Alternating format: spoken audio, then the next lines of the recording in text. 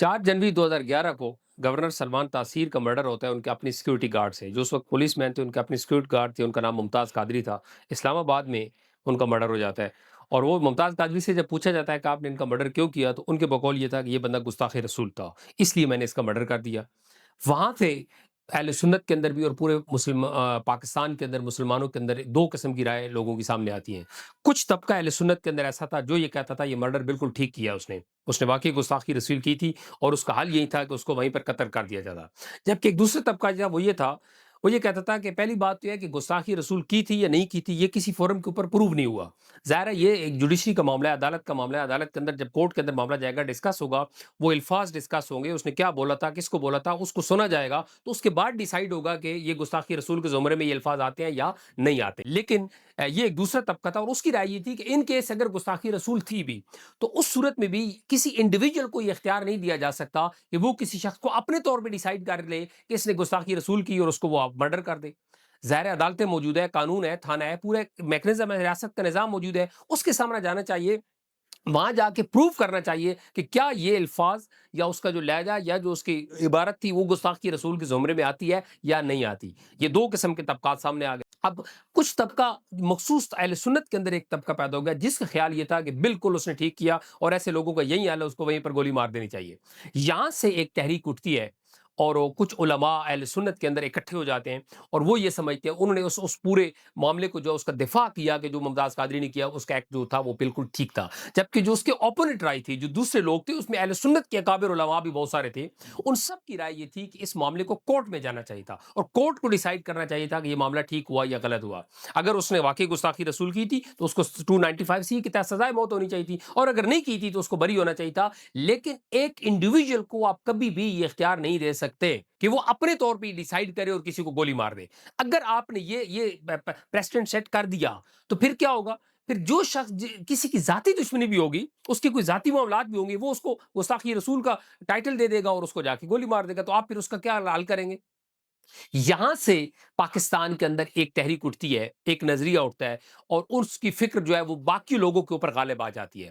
انہوں نے کچھ لوگوں کو موٹیویٹ کیا، کچھ لوگ علماء جو اس وقت کے تھے وہ اکٹھے ہوئے، اور انہوں نے اتنی زبردست طریقے سے اس کی کیمپین کی کہ جو دوسری رائے والے لوگ تھے وہ سارے دب گئے، اور ایک شخصیت کو انہوں نے ٹارگٹ کر کے گالی گلوچ بھی شروع کر دی، ان کے خلاف ان کو کفر کے فتوے بھی دے دیے، ان کو اسلام سے بھی خارج قرار دے دیا، جن کا اور جو موقف تھا وہ اس کے برخلاف۔ یہاں سے وہ تحریک اٹھتی ہے، یہاں سے اٹھتی تحریک کے بعد جا کے ممتاز قادری کی رہائی کی تحریک بن جاتی ہے، اور ممتاز قادری کی رہائی کے لیے دھرنے دیے جاتے ہیں، ریلیاں کی جاتی ہیں۔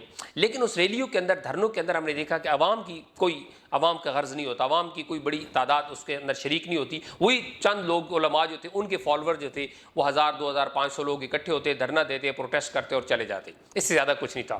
پھر جب ممتاز قادری کو سزائے موت دی جاتی ہے، تو سزائے موت دینے کے بعد خلاف توقع لیاقت باغ راولپنڈی کے اندر ان کا بہت بڑا جنازہ ہوتا ہے، اور ملینز آف پیپل اس کے اندر شریک ہوتے ہیں، اور ایک بہت بڑی تعداد مسلمانوں کی، لوگوں کی ان کے ساتھ عقیدت کے اظہار کرتی ہے اور اس جنازے کے اندر شریک ہوتی ہے۔ اس کا اندازہ گورنمنٹ کو بھی نہیں تھا، اس کا اندازہ کسی کو بھی نہیں تھا کہ اتنی بڑی تعداد جنازے کے اندر آ سکتی ہے۔ تو وہاں سے لوگوں نے جنازہ پڑھا اور ڈسپرس ہو گئے، لیکن وہاں پر کچھ علماء نے بیٹھ کر یہ فیصلہ کیا کہ ہم اس کو یہاں روکیں گے نہیں، بلکہ ہم اس تحریک کو آگے لے کے چلیں گے۔ وہاں سے انہوں نے ایک تحریک بنا لی، اور اس تحریک کا ایک پراپر نام رکھ لیا، اور اس کے جھنڈے کے نیچے انہوں نے اپنی کیمپین شروع کر دی۔ جب وہ اپنی کیمپین شروع کرتے ہیں تو کچھ عرصے کے بعد ان کے اپنے اندر اختلافات پیدا ہو جاتے ہیں، اور وہاں سے ایک دھڑا کٹتا ہے، پھر دوسرا دھڑا کٹتا ہے، پھر تیسرا دھڑا کٹتا ہے، تو ایک دھڑا باقی رہ جاتا ہے جو اس تحریک کو لیڈ کرتا ہے، جو ڈومینیٹ کرتا ہے۔ وہ مرحوم خادم رضوی صاحب تھے، وہ اس کو لیڈ کرتے ہیں، اور باقی لوگ جو ہوتے ہیں وہ گروپ سائڈ پہ ہو جاتے ہیں۔ وہ لیڈ کرتے کرتے پھر اس کو جماعت کو پراپر ایک پولیٹیکل شکل دے دیتے ہیں، ایک سیاسی جماعت بنا دیتے ہیں۔ اس سیاسی جماعت نے جو اس وقت تو الیکشن ہوئے، اس کے اندر غیر معمولی نتائج دیے، بہت بڑی تعداد لوگوں کی جیتی، انہوں نے ووٹ بینک ان کو ملا، اور ملینز آف پیپل نے ان کو ووٹ دیا، اور ایک پاکستان کے اندر اور پنجاب کے اندر کم از کم تیسری بڑی پارٹی کے طور پہ وہ سامنے آ جاتی ہے۔ تو یہاں سے ان کو ایک تقویت ملتی ہے کہ ان کے ساتھ ایک عوام کی بہت بڑی تعداد ہے جنہوں نے ان کو ووٹ بھی دیا ہے، وہ سیاسی جماعت بھی ہے، اور یہاں سے وہ اپنی کیمپین کو جاری رکھتے ہیں۔ اب وہاں سے چلتے چلتے پھر جب دوسرا الیکشن ہوتا ہے، تو دوسرے الیکشن کے اندر بھی ہم دیکھتے ہیں کہ ان کو عوام کی بڑی تعداد، یعنی 20 22 25 لاکھ ووٹ ان کو غالباً دوسرے جو الیکشن ہوتا ہے اس کے اندر بھی ملتے ہیں، اور ایک بڑی میجورٹی ہے، بڑی جاتا تھا، اگرچہ ان کو سیٹ نہیں مل سکی پنجاب کے اندر یا نیشنل اسمبلی کے اندر، لیکن اس کے باوجود ان کو ووٹ بینک ان کا زبردست تھا، ان کو ایک اچھا ووٹ بینک ملا۔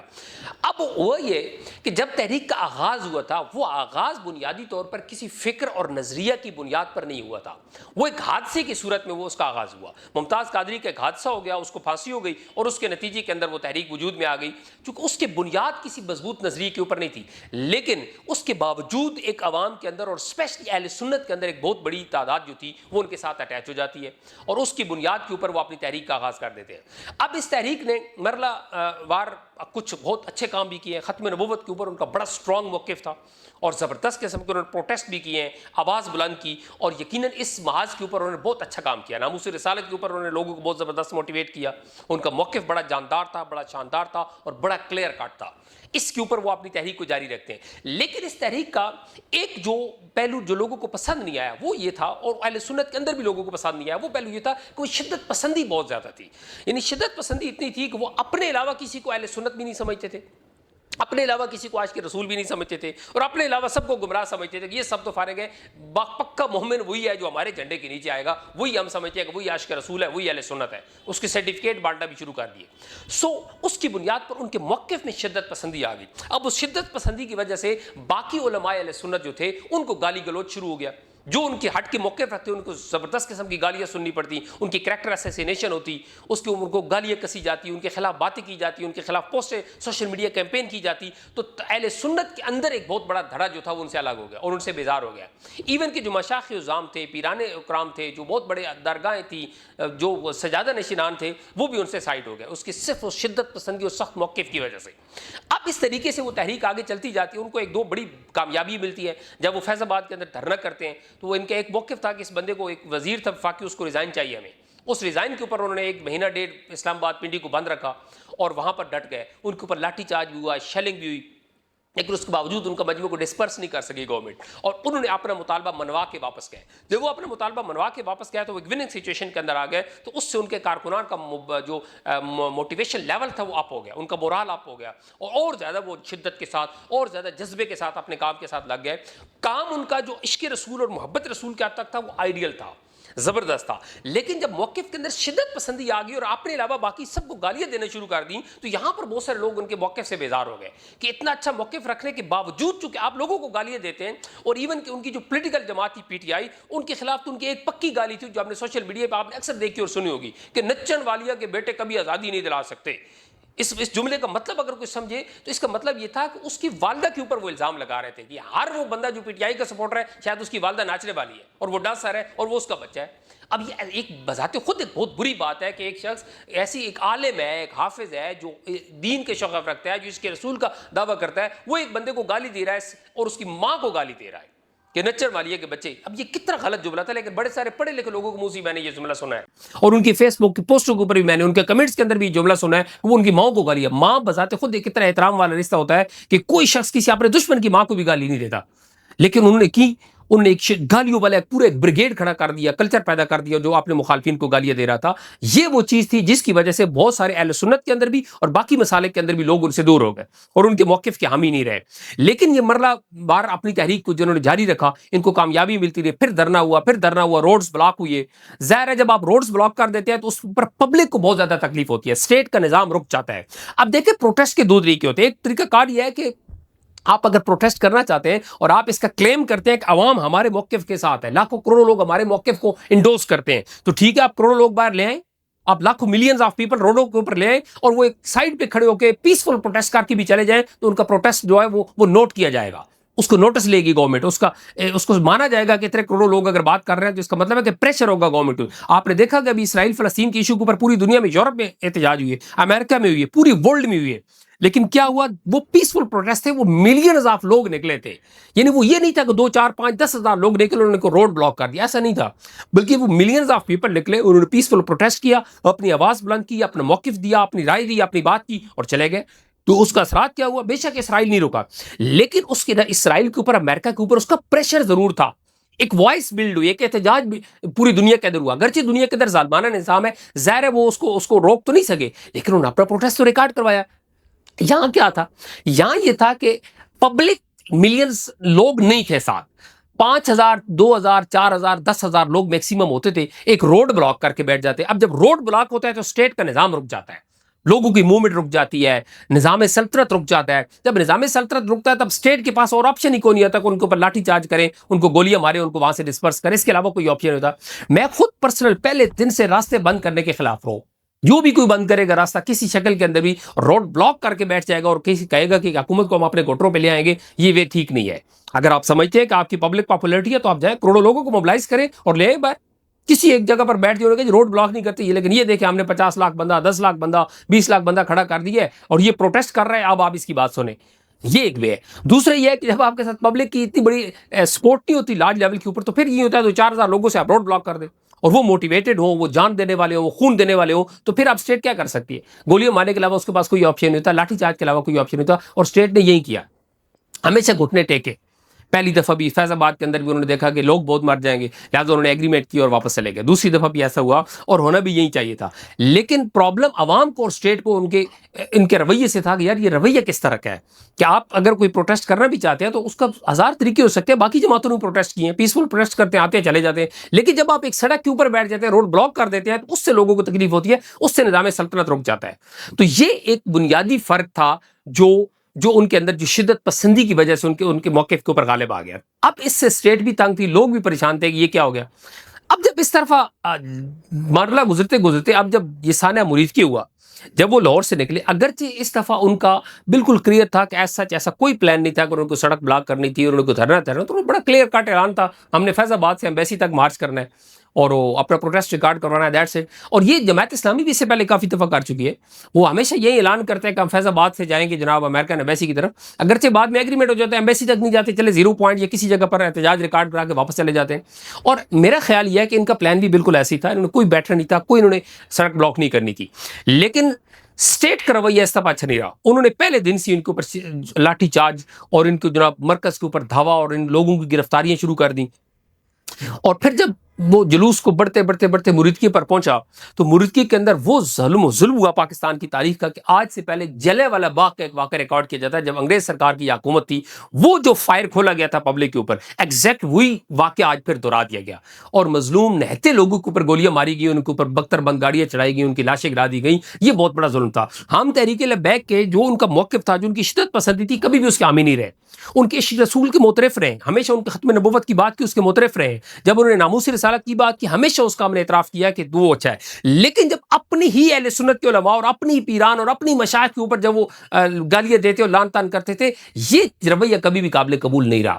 انہوں نے مشائخ کو گالیاں دی، انہوں نے وہاں داتا دربار کے اوپر ڈاکٹر حسن محی الدین کا پروگرام تھا، اس کو خراب کرنے کی کوشش کی، نعرہ بازی کی، وہاں بوتلیں پھینکی گئیں اور اس کو ہر طریقے سے ڈسپرس کرنے کی کوشش کی اس پروگرام کو. تو یہ جو رویہ تھا، اس رویے کی وجہ سے اہل سنت ان سے سارے نالاتے. اب اتنا بڑا واقعہ ہو گیا جس واقعے کو کوئی بھی ذی شعور شخص، کوئی مسلمان، کوئی انسان، کوئی شخص کبھی بھی ٹھیک نہیں کہہ سکتا. کیا آپ نہتے مظلوم مسلمانوں کو ایسے کچل دیں اور ان کے اوپر بختر بند گاڑیاں چڑھا دیں اور ان کی لاشیں گرا دیں؟ یہ کوئی رویہ نہیں تھا. اگر اسٹیٹ کو بھی چاہیے تھا کہ اگر اس جماعت کو ختم کرنا تھا، اس کو بین کرنا تھا، تو بھائی اس کے اسٹیٹ کے پاس 1000 آپشن ہوتے ہیں. کسی بھی جماعت کو ڈسپرس کرنے کے، کسی مجمع کو ڈسپرس کرنے کے، کسی جماعت کو بین کرنے کے 1000 طریقے ہوتے ہیں. یہ تو بالکل آخری طریقہ ہوتا ہے. جب آپ سارے طریقوں میں ناکام ہو جائیں تو آپ گولی چلاتے ہیں. گولی وہ چلاتا ہے جو کمزور ہوتا ہے، طاقتور گولی نہیں چلاتا. طاقتور کے پاس زبان ہے، نیگوسیشنز ہے، ٹیبل پہ بیٹھے ٹاک کرے، 1000 طریقے اس کو زیرو کرنے کے. آخری آپشن گولی ہوتا ہے. اس وقت جب آپ کمزور ہوتے ہیں، جب آپ سارے راستے آپ سمجھتے ہیں کہ ہم نہیں کر سکتے، تو آپ گولی چلا دیں. یہ تو سب سے آسان طریقہ ہے. اور یہ اسٹیٹ کے پاس ہے، ان کے پاس گولیاں ہیں، ریفلیں ہیں. نہتے بندہ کیسے اس کو فیس کر سکتا ہے؟ لہٰذا اہل سنت نے اس قتل عام کے اوپر بھی خاموش رہے. اب بھی آپ دیکھتے ہیں مفتی منیب صاحب جفیاں ڈال رہے ہیں انہی لوگوں کے ساتھ جنہوں نے ان کو قتل کیا ہے، باقی لوگ بھی اسی کر رہے ہیں. تو کوئی اس کے اوپر ایک مضبوط آواز نہیں اٹھ سکی. اور اسی دوران لاشیں گر گئیں. لاشیں ابھی تک بھی سب لوگوں کے حوالے نہیں کی گئی. ہمارا تو بڑی شدت سے مطالبہ پہلے دن سے ہی رہا ہے، خدا کا واسطہ یار باقی جو بھی ہے کم از کم ان ماؤں کی لاشیں تو ان کے بچوں کی واپس کر دو. ان کو ان کس کرب میں ہوں گے، کس حالات کے اندر ہوں گے، کوئی تصور نہیں کر سکتا. اور اس دوران پھر گورنمنٹ نے موقع پا کر کے وہ اب گرے ہوئے ہیں تو چلو اس کی جماعت کو بین کر دو. جماعت کو بین کر دیا، ٹھیک ہے، ان کا ایک وقت ہے، ان کے پاس طاقت ہے، وہ کر سکتے ہیں. ہمیں یہ بھی پتا ہے کہ کبھی بھی اس طریقے سے جماعتیں بین ہونے سے، گولی سے، لاٹھی سے نظریہ مرتا نہیں ہوتا. نظریہ ہمیشہ زندہ رہتا ہے. پی ٹی آئی کے اوپر آپ نے پچھلے 2-3 سال کے اندر ظلم و ستم کی تاریخ رقم کر دی ہے، لیکن آج بھی اس کا نظریہ زندہ ہے. لوگ کھڑے ہیں اور پارٹی چل رہی ہے. इसी तरीके से अगर आप ये समझ जाए कि उसको भी बैन कर देंगे और नजरिया मर जाएगा, नजरिया नहीं मरता, नजरिए को टाइम लगता होता है। वो एक लॉट होती है पूरी एक नजरिए के ऊपर कन्विंस कारकुनान की, वो रहती है। कल को उस जमात का नाम XYZ भी रख देंगे तो लोग उसके साथ खड़े हो जाएंगे, उनको प्रॉब्लम नहीं होगा। लिहाजा ये जो जुल्म सितम हुआ है इसकी हर शख्स मजम्मत करता है, हम भी इसकी मजम्मत करते हैं, लेकिन इस मुकाम तक अपनी तहरीक को बैन कराने तक जो सफर है, ये सफर के अंदर बहुत बड़ा हिस्सा पार्टी का अपना भी है, उनके रवैयों का भी है, उनकी शिद्दत पसंदी का भी है, जिसकी वजह से स्टेट इस हद तक चली गई कि उनको स्टेट ने उसको बैन कर दिया। लिहाजा अब हमारी कम से कम गवर्नमेंट से ये रिक्वेस्ट है कि ये जो भी कत्लेआम हुआ है, ज़ाहिर है इसको आप आसानी से पी नहीं सकेंगे, कत्ल कभी नहीं छुप सकता, खून कभी ज़ाया नहीं जाता। ये जितने पुलिस के अफसरान हैं, जो पुराने सीनियर अफसरान हैं, वो भी ये कहते हैं कि खून कभी भी ज़ाया नहीं जाता। वो अपने पूरी जिंदगी के तजर्बात लिखते हैं कि अगर कोई कत्ल करके दरिया में भी बहाएगा तो वो किसी न किसी खून बोलेगा। यहाँ भी ऐसा ही होगा। अगर आपने जितने भी लोग मारे हैं, जो फिगर्स आ रहे हैं हमें तो नहीं पता, लेकिन जो मुख्तलिफ ज़राए दावे कर रहे हैं, सैकड़ों में है या हज़ार है या जितना भी है, एक इंसान की जान भी ज़ाहिर है बड़ी कीमती है। उसको एक रवायत के मुताबिक काबा की हुर्मत से ज़्यादा कहा गया है एक जान को। लिहाजा ये खून तो बोलेगा, ये आप पी नहीं सकते। जिसने भी ये जुल्म किया है, जिसने जुल्म की दास्तान रकम की है, एक वक्त है उसको अपना हिसाब तो देना ही पड़ेगा, इसी दुनिया में देना पड़ेगा, वो देख के जाएगा, क्योंकि उसने बहुत बड़ा जलियांवाला बाग की बाजी पाकिस्तान की तारीख का दूसरा बड़ा कत्लेआम है जो मुरीद के ऊपर हुआ है। तो हम इसकी भरपूर मजम्मत भी करते हैं, लेकिन अब कम अज कम अगर क़यादत दोबारा आती है, कारकुनान आते हैं, किसी वक्त उनको मौका मिलता है दोबारा से मुनज़्ज़म होने का, उनको अपने रवैयों पर गौर करना होगा, उनको अपने रवैयों को बैलेंस करना होगा, थोड़ी सी उसके अंदर नरमी लानी होगी, उसको सॉफ्ट करना होगा, बाकी लोगों को भी अकोमोडेट करना होगा, बाकी मसालिक को, बाकी जमातों को, बाकी कायदीन को अकोमोडेट करना होगा, और इज्जत के साथ, रेस्पेक्ट के साथ आप अपनी दीन की, अपनी तबलीग की प्रचार करें, लोगों तक जाएं, अपना मैसेज पहुंचाएं और अपने आप पॉलिटिकल पार्टी बने और अपने आप को ऑर्गेनाइज करें। ये उसका बेहतरीन तरीका है। तो अल्लाह ताला हम सब का आमीन नासिर हो। बहुत शुक्रिया। अस्सलाम वालेकुम।